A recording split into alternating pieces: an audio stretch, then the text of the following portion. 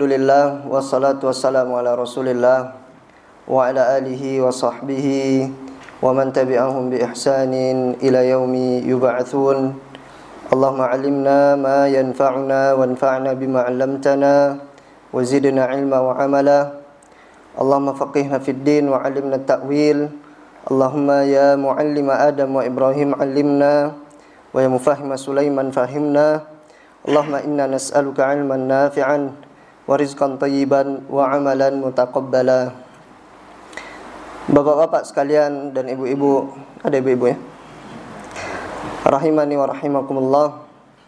Sebelum saya menyampaikan materi, saya akan berikan dua pilihan materi yang akan dibahas pada malam hari ini.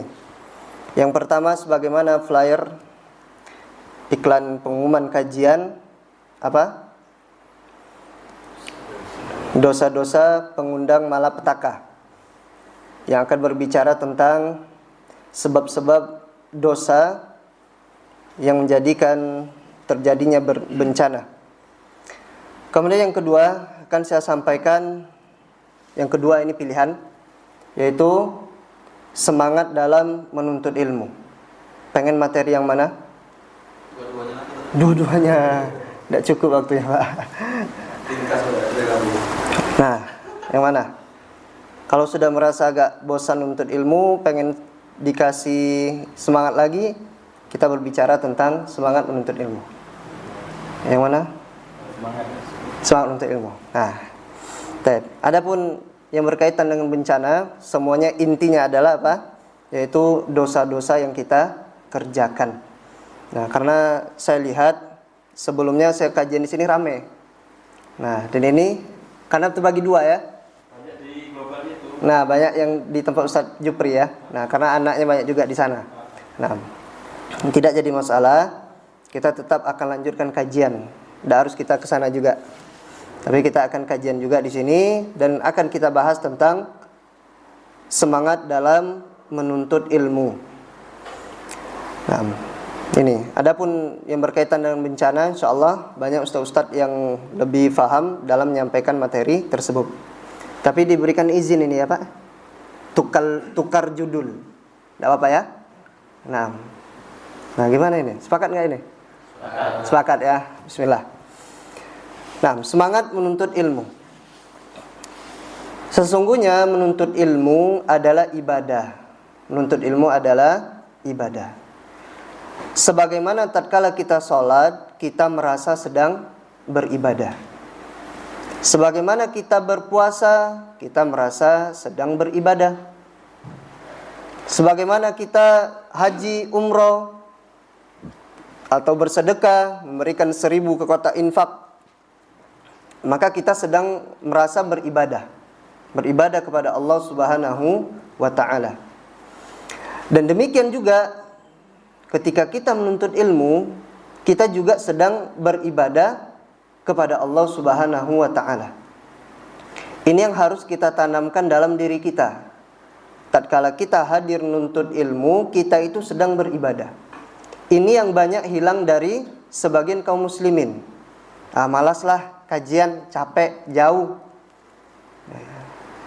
Kenapa? Karena mereka lupa kalau duduk di majelis ilmu itu dia sedang beribadah kepada Allah Subhanahu wa ta'ala. Lebih lagi Nabi SAW beliau mengatakan talabul ilmi faridatun ala kulli muslimin. Nuntut ilmu itu wajib bagi setiap muslim dan masuk di dalamnya muslimah. Muslim dan muslimah wajib. Nabi tidak mengatakan apa? Nuntut ilmu itu anjuran. Nuntut ilmu itu boleh, kalau mau nuntut, kalau enggak. Tapi Nabi katakan apa? Nuntut ilmu itu wajib bagi setiap muslim dan muslimah. Dan betapa banyak dalil-dalil yang menyebutkan tentang pentingnya menuntut ilmu. Penting menuntut ilmu itu. Menuntut ilmu itu penting. Kenapa? Karena menuntut ilmu, sebagaimana yang kita sampaikan di awal tadi, nuntut ilmu itu adalah ibadah. Dan nuntut ilmu adalah ibadah yang istimewa. Ibadah yang istimewa. Berbeda dengan ibadah-ibadah yang lain. Tidak sama, Pak. Nuntut ilmu ini lebih utama daripada sholat sunnah, kata Imam Asy-Syafi'i. Berbeda, istimewa. Nuntut ilmu ini istimewa. Bahkan Nabi SAW menyampaikan apa? Talabul ilmi faridatun ala kulli muslimin. Nuntut ilmu itu wajib bagi setiap muslim dan muslimah. Istimewa. Kenapa? Karena ibadah yang lainnya itu tidak bisa dikerjakan kecuali setelah ibadah nuntut ilmu. Tidak bisa. Harus dibuka dengan menuntut ilmu. Oleh karenanya Nabi SAW, beliau tidak pernah diperintahkan oleh Allah minta tambahan apapun. Tidak pernah Allah perintahkan untuk minta tambahan apapun. Kecuali hanya satu. Apa? Minta tambahan ilmu. Allah mengatakan apa? Wa qul rabbi zidni ilma. Wahai Muhammad sallallahu alaihi wasallam, katakanlah, ya Allah Tuhanku, tambahkanlah kepadaku ilmu. Lihat, Nabi SAW minta tambahan ilmu. Padahal Nabi SAW kalau beliau minta dunia dan seisinya Allah kasih, Allah kabulkan. Akan tetapi Nabi Muhammad SAW, beliau hanya diperintahkan minta ilmu. Nah, pernah tak kita berdoa minta tambahan ilmu kepada Allah? Atau jangan-jangan kita hanya semangat minta tambahan dunia saja, akhirat tidak pernah minta? Atau lebih banyak minta dunia dibandingkan minta akhirat? Dan pernahkah kita meminta tambahan ilmu kepada Allah Subhanahu wa ta'ala? Dan dari sini, Bapak-bapak sekalian, rahimani rahimakumullah, kita tahu rahasia tentang sabda Nabi sallallahu alaihi wasallam. Nabi SAW mengatakan apa? Man salaka tariqan yaltamisu fihi ilman sahalallahu lahu bihi tariqan ilal jannah.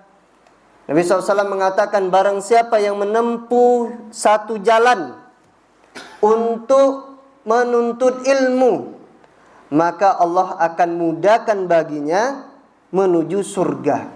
Allah akan permudah baginya menuju surga Allah Subhanahu wa ta'ala. Jamaah rahimani wa rahimakumullah. Di sini Nabi SAW mengkhususkan jalan termudah masuk surga adalah ilmu. Padahal kita ini sadar, ke masjid ditempuh atau tidak? Ke masjid ditempuh. Ke masjid itu ditempuh. Kita kalau ingin umroh, apakah umroh di rumah saja? Ya tidak. Tapi umroh berangkat.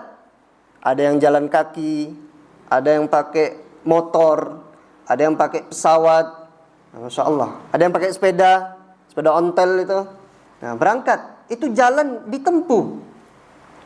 Kalau kita berbakti kepada kedua orang tua, kadang kita tempuh dengan cara apa? Pulang kampung, jenguk ibu, jenguk ayah. Itu jalan yang kita tempuh. Ketika kita sedekah, kita berangkat ke masjid, atau kita berangkat ke tempat-tempat yang membutuhkan bantuan, mungkin terjadi bencana. Nah, tapi Nabi SAW tidak menyampaikan itu. Kenapa? Karena semua ibadah itu harus dibuka dengan nuntut ilmu. Harus dibuka dengan nuntut ilmu. Dan terbukti bahwasannya menuntut ilmu adalah jalan termudah menuju surga. Kenapa? Kenapa kok bisa? Jalan tercepat menuju surga itu adalah nuntut ilmu. Nah, kenapa? Karena dengan menuntut ilmu kita membuka cakrawala kita. Membuka cakrawala kita.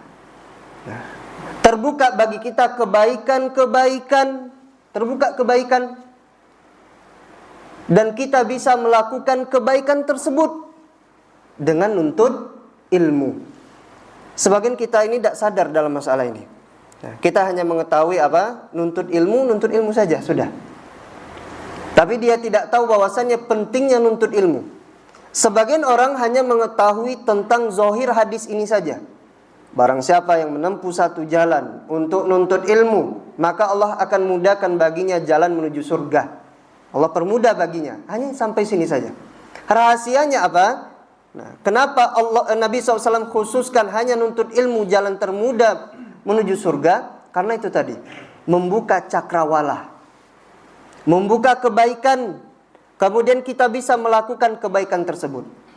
Dan dengan nuntut ilmu, bapak-bapak sekalian, kita tahu mana skala prioritas dalam beribadah, mana yang kita kerjakan, mana yang kita tinggalkan, mana yang sesuai ibadahnya dengan kondisi kita.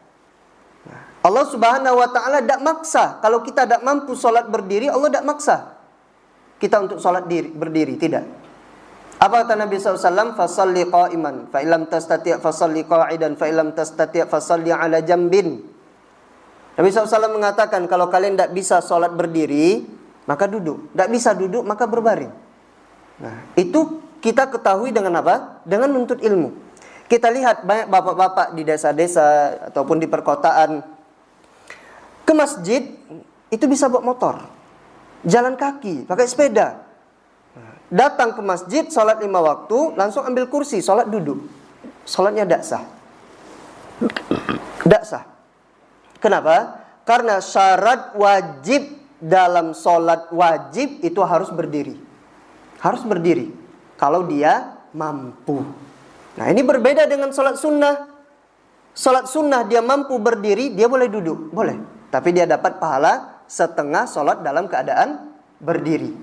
Nah, sebagian bapak-bapak kita lihat datang ke masjid, dia jalan santai saja. Kemudian mungkin usianya udah tua tapi masih sanggup jalan, berdiri masih sanggup. Nyampe masjid apa? Cari kursi duduk. Sholatnya tidak sah. Karena sholat wajib itu harus berdiri. Nah, tapi ada pengecualian di sini. Kalau seandainya lututnya yang sakit, berarti tidak bisa sujud. Nah, apa yang harus dia lakukan? Apakah langsung duduk?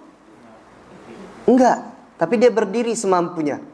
Dia takbiratul ihram berdiri, kemudian dia berdiri membaca Al-Fatihah, rukuknya berdiri, iktidalnya berdiri. Ketika sujud, baru dia duduk. Nah, ini harus kita ketahui dalam masalah sholat. Dan ini adalah apa? Kita dapati dengan nuntut ilmu. Dalam masalah sholat saja, Pak, banyak. Dalam masalah sholat saja. Ketika dia bertakbir, dia mengatakan Allahu Akbar. Apa artinya? Nah, apakah Allah Maha Besar? Sholatnya tidak sah. Nah, nanti kita sampaikan yang benar. Kemudian yang kedua, kesalahannya apa? Allahu Akbar. Apa artinya? Hah? Nah, Allah adalah bedug atau gendang. Nah, tidak sah sholatnya. Nah, tidak sah. Yang benarnya apa? Lamnya saja yang panjang. Dan juga bukan Allah. Au berarti atau artinya. Tapi Allahu Akbar. Nah, hanya lam saja yang panjang. Nah, kalau kita tidak belajar, apa yang terjadi? Innar rajula la yusalli salata sittina sana lam tuqbal lahu shalah. Ada orang yang sholat, kata Nabi SAW, 60 tahun sholat, capek. Pagi hujan ke masjid, meriang ke masjid. Tapi ternyata selama 60 tahun sholat, ketika menghadap Allah Subhanahu Wa Taala, satu pun sholatnya tidak diterima. Na'udzubillah min dzalik. Kenapa? Rukuk sempurna, sujud tidak sempurna. Asal-asalan saja. Sujudnya sempurna, rukuknya tidak sempurna. Mungkin sebagian kita mengatakan, kan yang penting sholat. Allah mengatakan fawailul lil musallin. Orang yang sholat itu celaka, masuk neraka. Kok bisa? Yaitu yang pertama apa? Dia riya. Yang pertama dia sholat di luar waktunya. Kemudian yang kedua dia sholat dalam keadaan riya. Dia sholat dalam keadaan ingin dipuji. Nah, maka kalau kita tidak nuntut ilmu, kita masuklah kepada orang-orang yang beribadah hanya sekedar ikut-ikutan saja. Nah, ini dengan nuntut ilmu. Kita tahu ibadah yang prioritas, mana yang harus kita lakukan yang sesuai dengan kondisi kita. Hujan deras, maksa ke masjid. Nah, kalau kita ke masjid baju basah. Nah, kita belajar bahwasanya Nabi SAW mengatakan Allah berikan rukhsah. Nah, tapi kadarnya apa? Kalau kita ke masjid baju kita basah. Kalau di jalanan orang-orang neduh semua. Nah, maka kita boleh sholat di rumah. Sholat di rumah, istri belum sholat, ajak sholat berjamaah. Nah, itu kita ketahui dengan nuntut ilmu. Terbuka cakrawala kita. Sebentar lagi Ramadan. Nah, pelajari fikih tentang puasa. Itu selesaikan kitabnya. Jangan hanya sekedar kajian tematik, keutamaan puasa, sedangkan fikihnya tidak dibahas. Nah, bagus, tapi apa? Ilmunya kurang. Nah, kadang kita hanya nuntut ilmu, pengennya tematik saja. Nah, padahal pondasi ilmu itu kita dapati dari mana? Dari belajar kitab. Kadang kita belajar kitab, mungkin kitab tauhid sehari 2 hari sudah bosan, atau kitab-kitab tipis yang lainnya sehari 2 hari, sebulan, 2 tahun, 3 tahun bosan. Itu terus yang dibahas. Imam Ahmad rahimahullah taala, berapa tahun beliau belajar kitab haid? Hah? Berapa tahun? Tis'a sinin, jalastu fi kitabil haid tis'a sinin. Aku duduk, kata Imam Ahmad, belajar kitab haid itu selama 9 tahun. Nah, itu Imam Ahmad rahimallahu ta'ala. Dan dengan menuntut ilmu juga, bapak-bapak sekalian, kita mengetahui keburukan. Boleh tidak kita mengetahui keburukan? Boleh. Tujuannya apa? Bukan untuk diamalkan, tapi tujuannya agar kita menjauhi keburukan tersebut. Nah, kalau tidak belajar, semuanya hantam saja. Mau halal, mau haram. Nah, boleh atau tidak. Nah, apakah ini ibadah atau tidak, semuanya dikerjakan.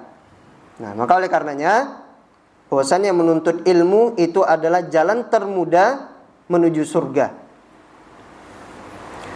Jamaah rahimani wa rahimakumullah.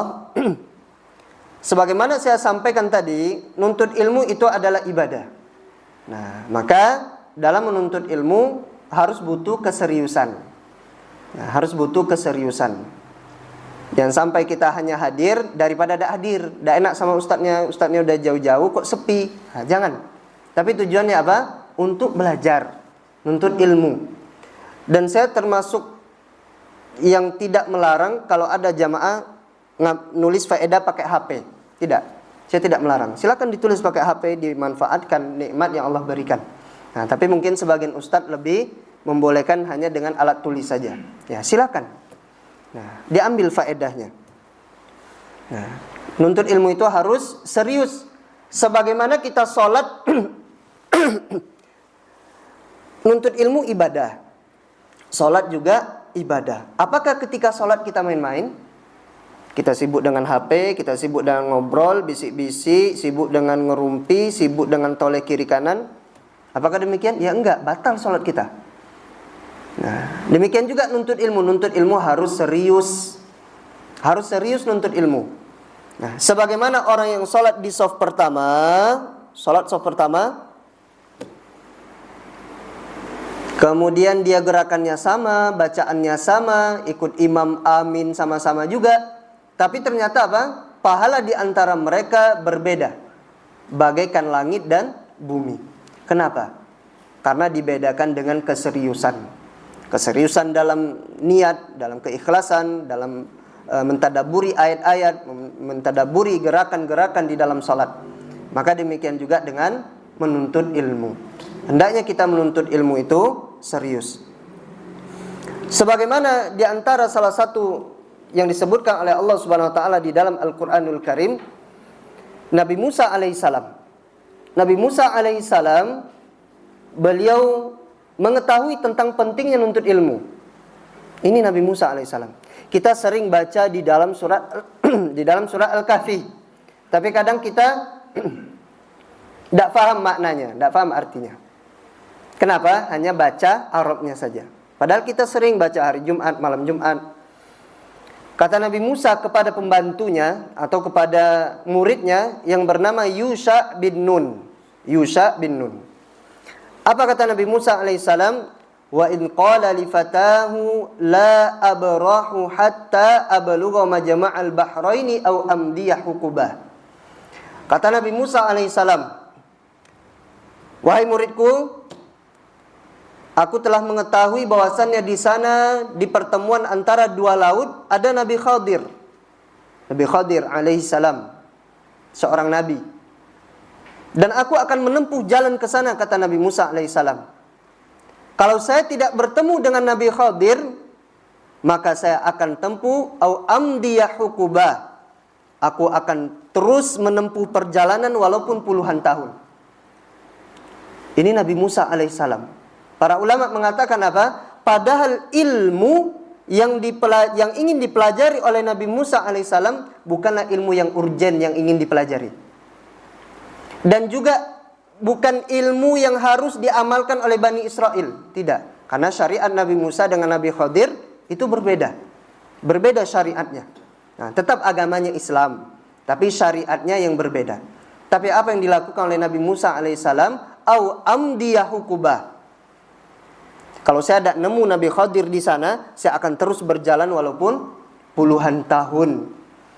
Ini yang dilakukan oleh Nabi Musa alaihissalam. Nabi Adam alaihissalam, tidaklah Allah angkat derajat Nabi Adam alaihissalam di atas para malaikat, di atas iblis, kecuali sebab Nabi Adam lebih berilmu. Apa kata Allah Subhanahu wa taala? Qala ya Adamu wa 'allama Adama al-asma'a kullaha thumma 'aradahum 'alal malaikati faqala anbi'uni bi asma'i haula in kuntum shadiqin. Apa kata Allah Subhanahu wa taala? Ketika Allah mengajarkan kepada Nabi Musa alaihissalam nama-nama benda. Nama-nama benda ini adalah ilmu yang Allah ajarkan kepada Nabi Musa alaihissalam.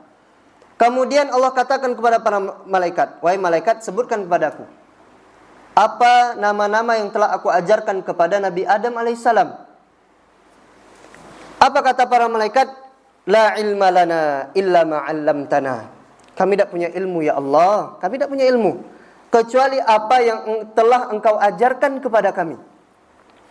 Apa kata Allah kepada Nabi Adam alaihissalam? Ajarkan kepada mereka nama-nama tersebut. Akhirnya apa? Allah angkat derajat Nabi Adam alaihissalam di atas para malaikat dan di atas iblis. Akhirnya apa? Allah suruh para malaikat itu sujud kepada Nabi Adam alaihissalam. Dan iblis juga diperintahkan. Wa idh qulna lil malaikati isjudu li Adam fasajadu illa iblis aba wastakbara wa kana minal kafirin. Diperintahkan kepada para malaikat sujud kepada Nabi Adam alaihissalam. Para malaikat sujud. Iblis tidak mau sujud karena sombong. Bagaimana aku mau sujud ya Allah, kata iblis, sedangkan Engkau ciptakan Adam dari tanah, aku dari api. Sombong. Karena iblis itu termasuk ke dalam golongan orang-orang kafir. Di sini Allah Subhanahu wa taala memerintahkan iblis untuk sujud kepada memerintahkan para malaikat dan iblis juga kepada Nabi Adam alaihissalam. Boleh tidak kita sujud kepada manusia? Nah, jadi kalau kita dapat ini, ada orang mengatakan, boleh kan sujud kepada kiai-kiai, kepada habib-habib, kepada ustadz, kan boleh. Dalilnya apa? Dalilnya para malaikat sujud kepada Nabi Adam. Apa yang kita katakan? Oh iya, boleh berarti. Gitu. Nah, gimana? Kalau ada orang yang mengatakan, boleh kok sujud sama orang soleh itu. Tengok, para malaikat saja sujud kepada Nabi Adam. Bagaimana bantahannya? Nah, ya ganggu. Nah, gimana bantahannya? Boleh atau tidak? Tidak boleh. Nah, kenapa? Tapi kok Allah suruh malaikat sujud kepada Nabi Adam? Nah, malaikat loh. Ah, gimana? Nah, kena subhat ini. Nah, perintah. Ya berarti boleh berarti. Manusia enggak disuruh. Nah, manusia tidak disuruh. Nah, di sini Bapak-bapak sekalian, jawabannya adalah apa? Jawabannya bahwasannya sujudnya para malaikat adalah sujud penghormatan, bukan sujud ibadah. Makanya diperintahkan oleh Allah. Kemudian juga ini khusus untuk Nabi Adam alaihissalam. Nah, makanya kita boleh ambil air ludah, itu khusus air ludah dari Nabi SAW saja. Nah, rambutnya, kemudian keringatnya yang harum sekali, itu hanya dari Nabi SAW saja. Nah, adapun untuk para sahabat dan setelahnya, sampai pun orang-orang soleh katanya, itu tidak ada contoh dari Nabi SAW. Sebentar.